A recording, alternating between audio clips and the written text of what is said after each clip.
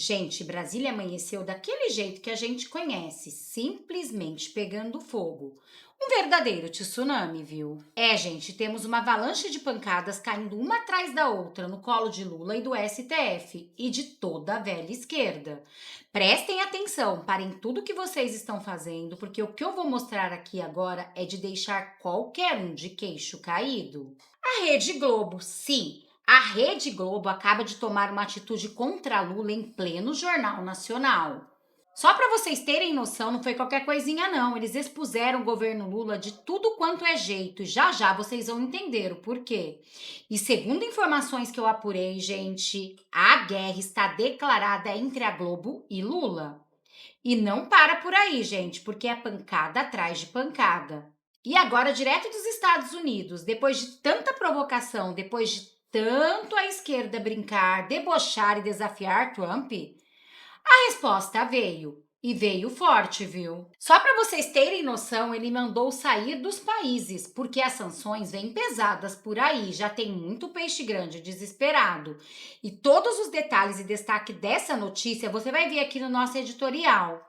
Mas não para por aí, gente, porque Brasília a gente sabe que não para, né? A próxima bomba vai cair direto no colo de Lula e expõe o que a gente já tá vendo nas entrelinhas há semanas. Lula acaba de sofrer uma traição de quem ele menos esperava. E para vocês terem noção, gente, do quão grave é isso, envolve até o STF.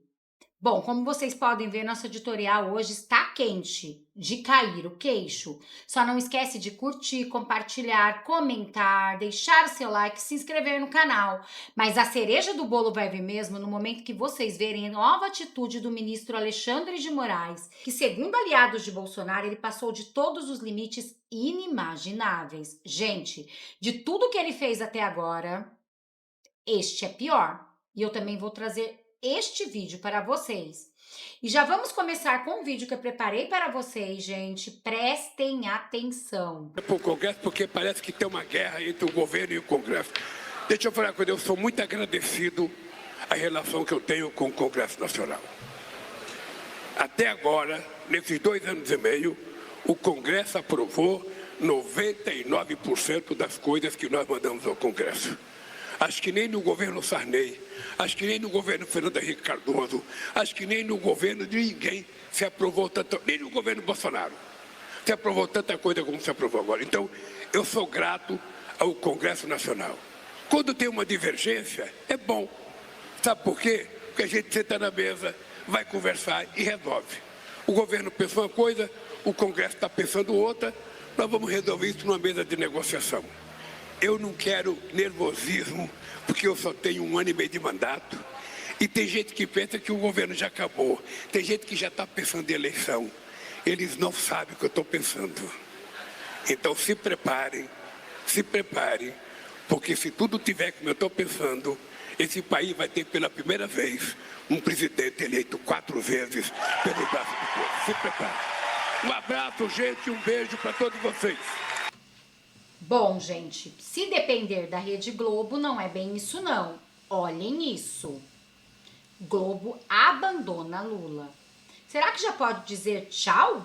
Ao que parece, a Globo já decidiu de que lado está. E eu posso garantir para vocês que não é do lado de Lula. Olhem isso. Preocupação de políticos e de analistas e pedidos de moderação em defesa do respeito entre os poderes e da convivência democrática de diferentes correntes políticas. Os vídeos começaram a ser publicados na internet após a derrubada do aumento do IOF pelo Congresso no dia 25 de junho. A derrota foi uma das maiores do governo Lula. No dia 27, o PT publicou em redes sociais um vídeo feito com inteligência artificial. Falando em cobrar mais dos super ricos, o partido disse defender justiça tributária. O vídeo afirmou ainda que imposto é necessário, mas justiça também, e que o governo quer aprovar as mudanças no imposto de renda. Mas, segundo economistas, o aumento do IOF não representa justiça tributária. Pelo contrário, já que IOF mais alto encarece o crédito e as famílias mais pobres são as mais endividadas. Essa história do IOF, que foi o gatilho para isso, esse é um imposto que gera relativamente pouco e de péssima qualidade, péssima. E muito disso, no fundo, contribui para uma taxa de juros cada vez mais alta e que, em geral, tem um impacto, inclusive, social regressivo. O que eu quero dizer com isso? Quem é devedor fica muito apertado, tipicamente os pobres, e o pessoal que tem dinheiro, que tem poupança, está aí ganhando essa taxa de 15%.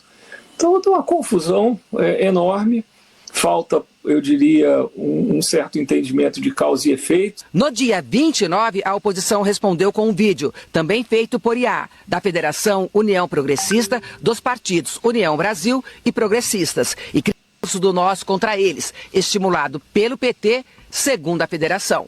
No fim de semana, sem assinatura de nenhum partido, outros vídeos, também produzidos por inteligência artificial, passaram a atacar o Congresso Nacional. Perfis que se apresentam como militantes de esquerda passaram a compartilhar as publicações alegando que os parlamentares seriam inimigos do povo. O presidente da Câmara, Hugo Mota, foi um dos mais atacados. Na segunda-feira, dia 30, o PT divulgou um segundo vídeo do partido, falando em rachar a conta do jeito certo, com super ricos pagando mais. No mesmo dia, numa rede social, o presidente da Câmara, Hugo Mota, reagiu aos ataques, que estariam estimulando uma polarização social. Quem alimenta o nós contra eles acaba governando contra todos. A Câmara dos Deputados, com 383 votos, de deputados de esquerda, de direita, decidiu derrubar um aumento de imposto sobre o IOF, um imposto que afeta toda a cadeia econômica. A polarização política no Brasil tem cansado muita gente e agora querem criar a polarização social. O capitão que vê o barco indo em direção ao iceberg e não avisa, não é leal, é cúmplice. E nós avisamos ao governo que essa matéria do IOF teria muita dificuldade de ser aprovada no parlamento. O presidente de qualquer poder não pode servir a um partido, ele tem que servir ao seu país. Ontem, também numa rede social, a ministra de Relações Institucionais e o líder do governo na Câmara pediram à militância que não façam ataques pessoais. Gleice Hoffmann disse que o debate, a divergência, a disputa política fazem parte da democracia, mas nada disso autoriza os ataques pessoais e desqualificados nas redes sociais contra o presidente da Câmara, deputado Hugo Mota, o que repudiu. Mas se fosse contra o Bolsonaro, podia, né? Agora, contra o Centrão, aí não pode. Mas a gente sabe por quê. Há quem diga já que esses dois, de alguma maneira, estão traindo o Lula. E olhem o que eles voltaram a falar. Mas em favor de princípios e propostas. Hoje, o líder do governo no Senado, Randolfo Rodrigues, do PT, negou que qualquer tipo de ataque ao Congresso tenha partido do governo. Qualquer tipo de agressão desse tipo, dessa natureza, é por nós condenado. Não tem da parte nossa, da parte do Partido dos Trabalhadores, da parte dos partidos aliados, qualquer intenção de agredir tanto o Congresso quanto os presidentes das casas. O líder da oposição no Senado criticou o presidente Lula e o PT pelas ações. Rogério Marinho, do PL, diz que o governo não assume as suas responsabilidades. Mas há uma diferença entre a intenção e o gesto. Mesmo a mão que afaga, apedreja, né? Então, é o presidente Lula e o PT, né, que vão às redes sociais, né, desancar, desqualificar e transferir responsabilidades do Congresso ao Congresso Nacional, que são suas. É este mesmo governo que quer se sentar na mesma negociação e pedir, né, que haja bom senso de quem não deu causa. O líder da oposição na Câmara, deputado Zucco, do PL, criticou a campanha do PT e do governo. O que o Partido dos Trabalhadores, o PT, está fazendo nas redes sociais é muito grave. Está usando inteligência artificial, dinheiro público e uma rede profissional de influenciadores está tentando dividir o Brasil entre ricos e pobres, colocando a culpa de tudo em quem produz, investe e gera empregos. Onde vamos parar com essa escalada de radicalismo? O Brasil precisa de paz, de equilíbrio, de responsabilidade e não de um governo que instiga confronto social para tentar impor sua agenda fracassada. Aqui, né, gente, nem precisa comentar muito. Como vocês podem ver, todos abandonando o barco. Quem diria que íamos ver isto em pleno Jornal Nacional? Mas o Alexandre de Moraes, o ministro do STF, já trouxe a solução. E o que ele fez dessa vez é muito pior do que vocês imaginavam. Olhem isso. O ministro Alexandre de Moraes oficialmente agora se declarou o dono da bola do jogo, o dono do Brasil. Sim, ele suspendeu o decreto do Lula que aumentou o IOF, só que esse decreto já tinha sido sustado pelo Congresso Nacional. E então ele sustou a decisão do Congresso que suspendera o decreto do Lula. E ainda chamou todo mundo, todos os poderes, para sentarem no Supremo e conversar. Audiência pública no dia 15 de julho, às 15 horas, para o Lula explicar por que ele aumentou o IOF e para o Congresso explicar por que o Congresso sustou o decreto que aumentava o IOF. Olha, isso não tem precedente, isso não tem previsão constitucional. O Supremo não é o mediador dos poderes. E ainda diz, sabe o que, o Alexandre de Moraes?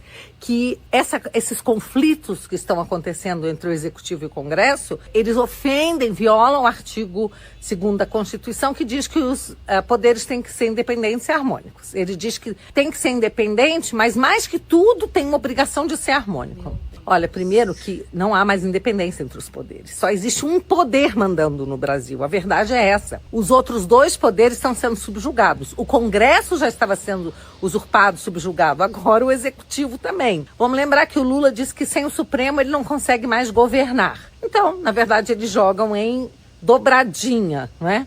E quem está de joelhos agora é o Congresso. Mas o Congresso tem feito a sua parte. O Congresso está começando a responder a esses abusos. Vamos ver o que vai acontecer agora. Mas isso é muito, muito grave. Olha, não dá para acreditar que isso esteja acontecendo no Brasil.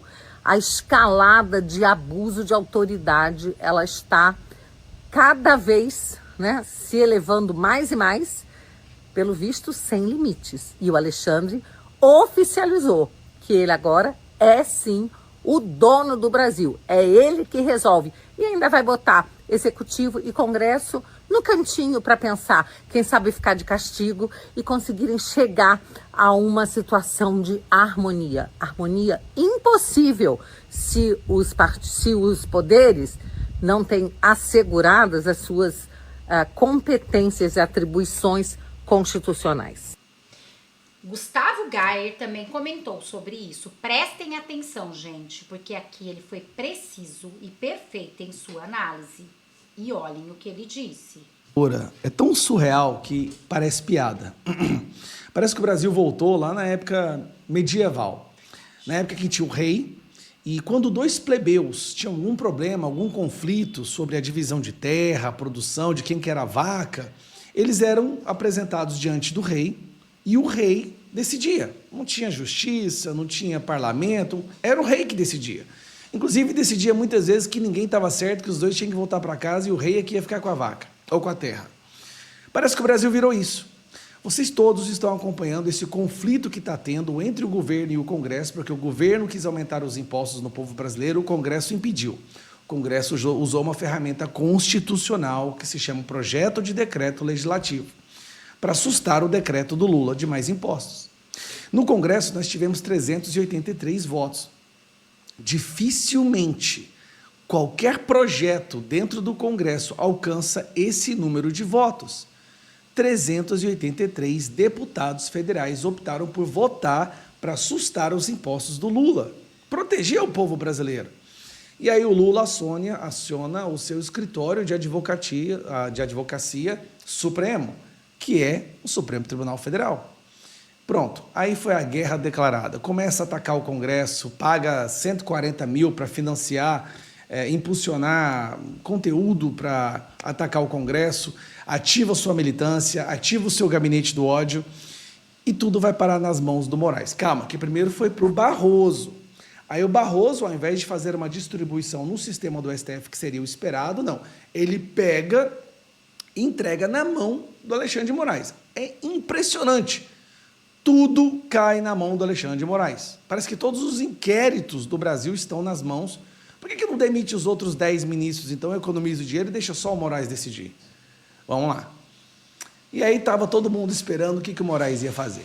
Moraes ia ficar do lado do Lula, Moraes ia ficar do lado do Congresso, ia anular o decreto do Lula, ia anular o decreto do Congresso. O que o rei, imperador Moraes ia fazer? Gente, desculpa, tem que rir disso aqui.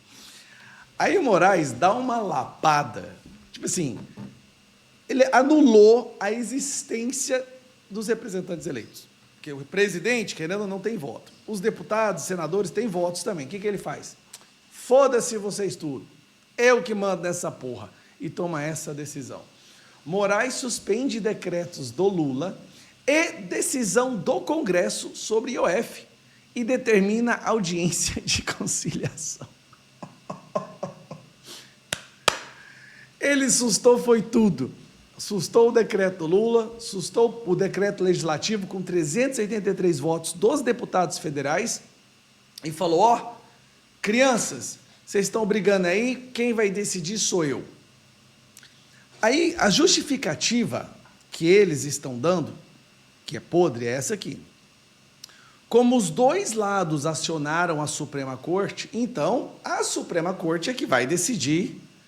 Só que o que eles não entendem ou não falam? Que só foi acionado a Suprema Corte porque eles criaram esse ambiente onde tudo é judicializado, porque eles acostumaram a dar sempre a palavra final em tudo. Inclusive até mesmo quando não são provocados. Inquéritos são abertos sem provocação do Ministério Público. Então, durante o governo Bolsonaro, o STF impediu atos do Bolsonaro sem serem provocados e pedia 48 horas para que fosse explicado. Eu não vi isso até agora no governo Lula. Cadê as 48 horas para explicar o escândalo do INSS? Ninguém viu.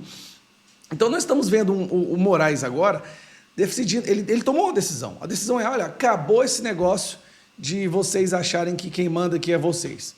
Tá? Quem manda aqui é o STF, é bom vocês já irem se acostumando. Agora, eu quero mostrar isso aqui para vocês. Olha isso aqui. Aí o Flávio Dino, vai isso aqui, ó. Conciliação, essa negociação, esse diálogo deve ser conduzido pela política. Na medida em que a política entra em colapso, em curto-circuito...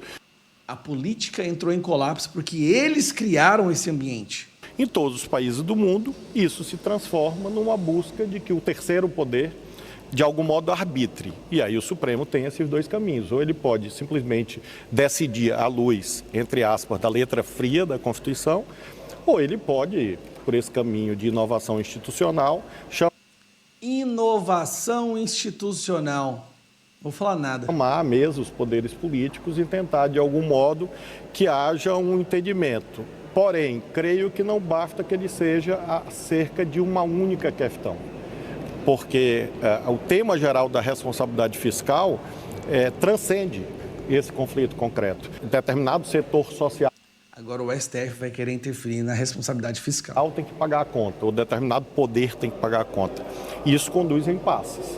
Então eu imagino que na impossibilidade da política resolver, o Supremo, quem sabe, consiga de algum modo encaminhar algo que seja justo, socialmente justo.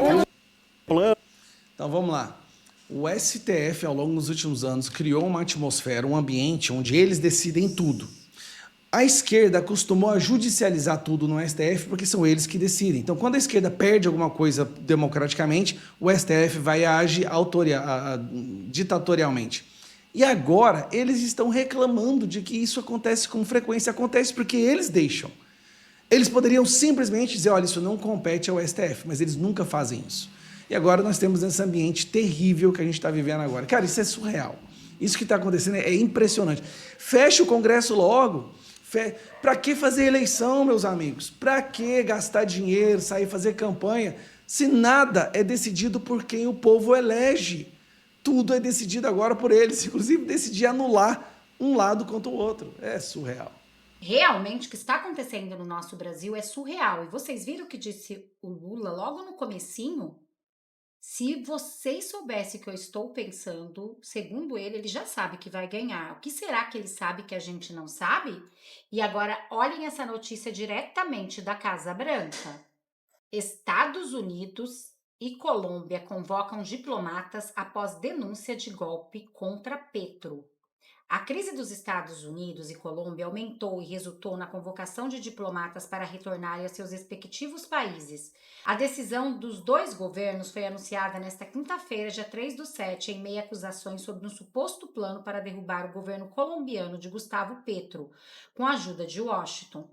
Por meio de um comunicado do Departamento de Estado, anunciou o encarregamento de negócios da Embaixada norte-americana em Bogotá. John McNamara foi chamado de volta para consulta urgentes. Outras medidas, acrescentou a pasta, também estão sendo tomadas para expressar a profunda preocupação com o estado atual da relação entre os dois países. MC Namara era a principal figura representação dos Estados Unidos na Colômbia desde janeiro, quando Washington anunciou a retirada do embaixador Francisco Palmieri do país, em meio à troca de farpas entre Gustavo Petro e Donald Trump sobre deportações e tarifas norte-americanas. Em uma publicação no X, o chefe diplomata dos Estados Unidos, Marco Rubio, afirmou que a medida surge após, aspas, declarações infundadas e repreensíveis de altos funcionários do governo colombiano. Horas depois, o presidente da Colômbia, Gustavo Petro, adotou a reciprocidade e também convocou o embaixador colombiano em Washington. Aspas, em resposta à decisão do Sr. McNamara, encarregado de negócios da Embaixada dos Estados Unidos na Colômbia, estou correspondentemente convocando o nosso embaixador Daniel Garcia Pena, dos Estados Unidos, para consultas, anunciou Petro em uma publicação no X. A convocação de diplomata, visto como um gesto sério de afastamento entre dois países, surge dias após a denúncia de uma suposta tentativa de golpe para derrubar o governo colombiano. E agora, olhem esta notícia, já estão falando até mesmo em traição. Se não bastasse da Globo, partidos da base de Lula vão ao STF para impor nova derrota ao governo. 3 partidos que ocupam o ministério do governo Lula estão entre as 7 legendas que acionam o STF para manter a suspensão do aumento do IOF. 3 partidos que integram a base do apoio do presidente Lula no Congresso assinaram ação declaratória de constitucionalidade ADC, protocolada no STF para garantir a validade do decreto legislativo que suspendeu o aumento da alíquota do IOF, Imposto sobre Operações Financeiras. A ação apresentada nesta quinta-feira, dia 3/7, é assinada por União Brasil, PSD, PP e Solidariedade, Avante, PRD e PSDB. A mobilização acontece após recursos do governo ao STF para tentar reverter a decisão do Congresso que barrou o aumento. Até mesmo aqueles que apoiavam Lula estão pulando do barco, basta ver o que falou na Rede Globo em pleno Jornal Nacional. Mas Lula continua insistindo que vai ser o presidente de novo. O que será que ele sabe que a gente não sabe? Deixe aqui nos comentários. Bom, gente, eu vou ficando por aqui para o vídeo não ficar muito longo, só não esquece de curtir, compartilhar, comentar, deixar o seu like e se inscrever no canal. Também deixe aqui de qual cidade vocês estão falando e qual o seu nome para a gente se conhecer um pouco melhor. Para quem não me conhece, eu me chamo Renata Dib e moro no interior de São Paulo, Taubaté. Muito obrigada a todos, que Deus possa abençoar a vida de vocês 1000 vezes mais. Só não esquece de compartilhar. Até nosso próximo editorial.